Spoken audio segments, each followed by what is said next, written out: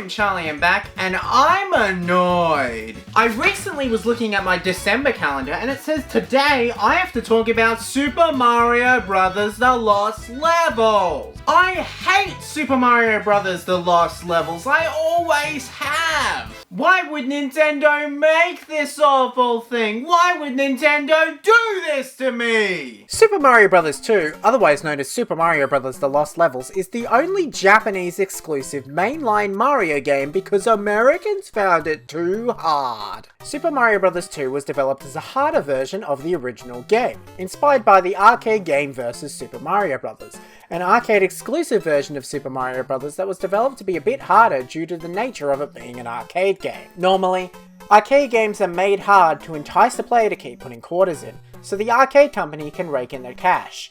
And Versus Super Mario Bros., alongside the rest of the Versus games, were made the same way. Funnily enough, 6 levels from the arcade game were actually in Lost Levels, as the developers just had so much fun developing the arcade game. And with no time to develop the game while also working on The Legend of Zelda, some things needed to be this way. Super Mario Bros. 2 was released for the Famicom Disk System, the brand new add-on for the Famicom, where you can use these special type of floppy disks that aren't floppy disks, as they don't flop, and play better games with more space and better sound. Of course, Super Mario Bros. 2 doesn't really take advantage of this, but games like The Legend of Zelda, Metroid, and more took advantage of the sound it could produce, as both of these games originally released on the Famicom Disk System before being ported to real cartridges. However, Super Mario Bros. 2 wasn't so lucky. Super Mario Bros. Was stuck in the Famicom Disk System, and the game never came out outside of Japan. When the game was sent over to America, the tester at the time thought the game was way too hard to release. And he couldn't believe that Japan would ever make this game.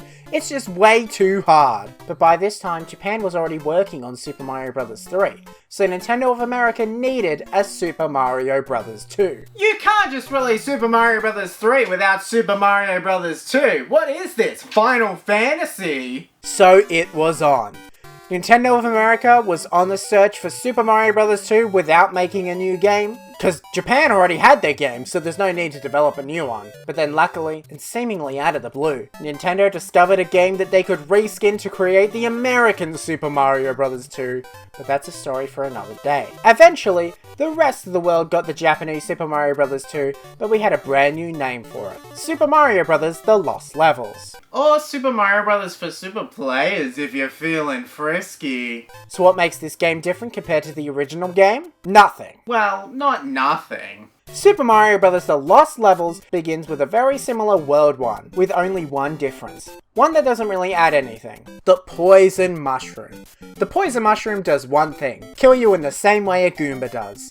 It's something that you don't really notice, as there's not enough of them throughout the game for it to actually be a challenge, but it makes the game a little harder. What actually makes the game harder? All the horrible jumps and the insane amount of enemies. Every stage has some stupid part of the level thrown in. Every level is harder than the last. Everything is just wrong. This game, instead of feeling like its own game, feels like it's just the first Super Mario Bros. With a new coat of paint on it, which is fine for other games like Super Mario Bros. Special, as it was bringing the game to a whole new place to play, but for this, it just feels lazy. This game feels like it's punishing you for playing it. There's so many random death traps hidden throughout this game that you would never notice, and you know the whole warp zone thing from the original game? In this game, if you use warp zones, you'll never be able to 100% the game. Tough luck, you gotta play every single level in the entire game. World 1 follows the same themes as World 1 of the original game, with the only real difference being that some of the graphics look different, but overall it really is just the same game. That becomes even more apparent in the Super Mario All-Stars version of the game, where both Super Mario Bros. And Super Mario Bros. The Lost Levels use the same graphics for both, making both of them seem as if they're just two parts of one whole game. And that's what it feels like. This isn't Super Mario Bros. 2.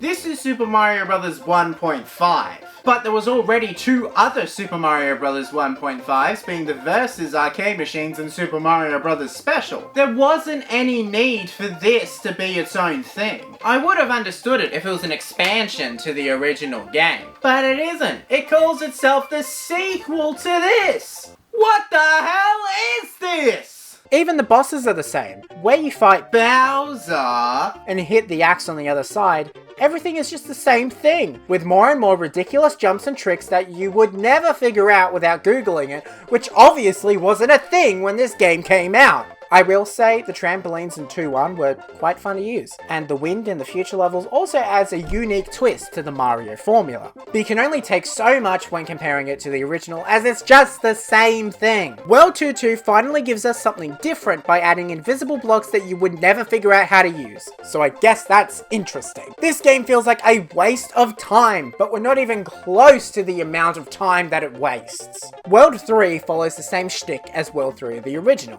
being snowy levels with just a lot of grey. With 3.1, you have to start thinking about the way you're going to use Mario's momentum to jump over obstacles, instead of just jumping. Which, yes, adds a bit of difference between the two games, but really it's just stupid. World 3.2 takes on what World 2.2 should have been, being the first underwater level of the bunch, and it feels so similar to the original game's 2.2 that I wouldn't be shocked if you mix the two up. They're practically exactly the same thing, with no difference between the two. I guess it's Paratroopers and Koopa Troopers for some reason, but everything else is just the same thing. World 3.3 has some hard jumps, and World 3.4 has you fight Bowser following a specific pattern that you were supposed to follow. World 4 does more of the same when compared to the original, and World 5 follows suit, with some stupid puzzles and some stupid platforming. See, in World 5.1 there's a section of the level where you need to create an invisible block. However, it's difficult to gain enough momentum to jump on top of the block, as you can't make the screen go back after you go forward,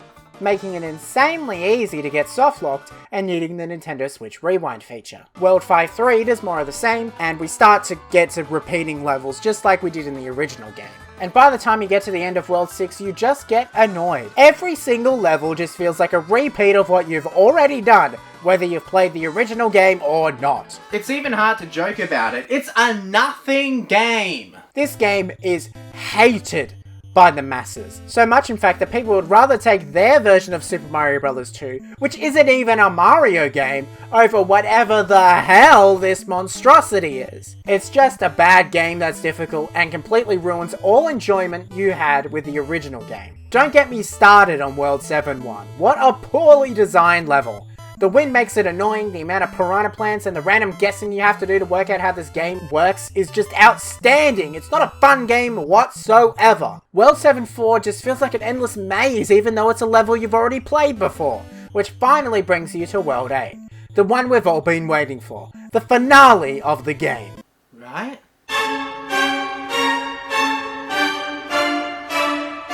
World 8 is the worst collection of Mario levels I have ever witnessed. The amount of utterly ridiculous platforming, timing, RNG, and more just makes this world one of the worst things I have ever played. How are you meant to figure out you need to jump on this paratrooper to jump over this huge gap? The Hammer Bros, my god, you thought you hated them before?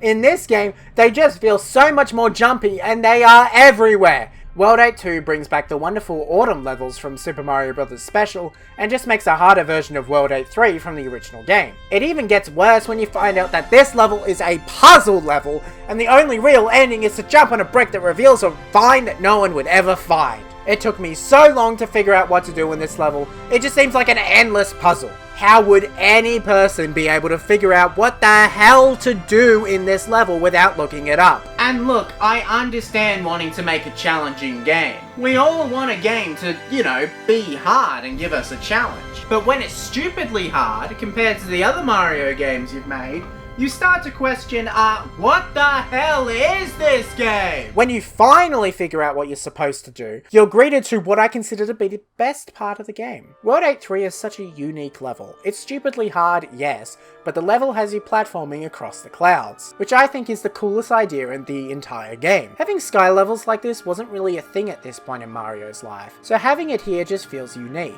It feels different. Why couldn't more levels be like this? Of course, I hate this level due to how impossible it is, but I like Nintendo's creativity here. Well done. World 8.4 is where things go from hard to annoying. World 8.4 is an endless puzzle that goes on forever that you have to make sure you aren't wasting time. There's several pipes to go into, and if you stuff up once, you get sent all the way back to the beginning of the level. What's worse is that sometimes the puzzle parts of this level don't work correctly, so you're stuck wondering what you did wrong. I never want to have to play this game again. It's the most unfun level in the entire game. It took me so many tries to figure out what to do, and I just never want to experience this hell ever again. It's the worst pain in the butt I've ever felt. And it currently hurts to sit! So this level must be awful. This level gives you no time to complete it, with me having under 20 seconds to beat the entire final room of the stage.